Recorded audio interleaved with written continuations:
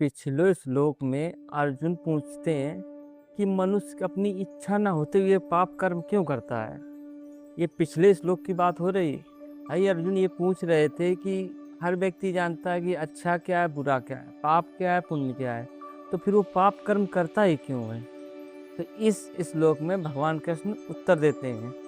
वह ये बताते हैं कि भगवान कृष्ण उत्तर देते हैं कि कामना ही सारे सारे पाप का मूल कारण है। कामना ही हमारे सारे, क्यों कामना ही हमें पाप करवाती है। कामना ऐसी चीज है, कामना का मतलब ये रजोगुण से उत्पन्न होती है इच्छाएं संसार की। जितनी भी संसार की इच्छाएं हैं यही हमसे पाप कर्म करवाती हैं। कारण भाई कामना जब पूरी नहीं होती है तो फिर क्या है, क्रोध आता है।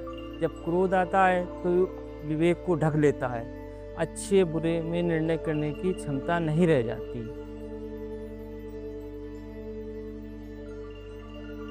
तब आदमी पाप कर्म कर बैठता है।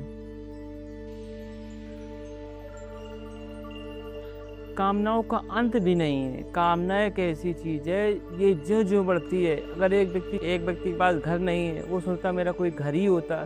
जब कोई कच्चा घर हो गया सोचता मेरा कोई पक्का घर होता, फिर और बड़ा मकान होता, फिर शहर में मकान होता, फिर विदेश शिफ्ट हो जाते। कुल मिलाकर कामनाओं का कोई अंत नहीं, और कामना ही हमारे सारे दुखों का कारण है। कि जो कामना और कामना ही पाप कर्म करवाती है। भाई जब कोई इच्छा पूरी नहीं होती है तो व्यक्ति को क्रोध आता है, और क्रोध आता है तो मनुष्य के विवेक को ढक लेता है, और जब कोई चीज विवेक ढक गया फिर पाप कर्म आदमी कर बैठता है।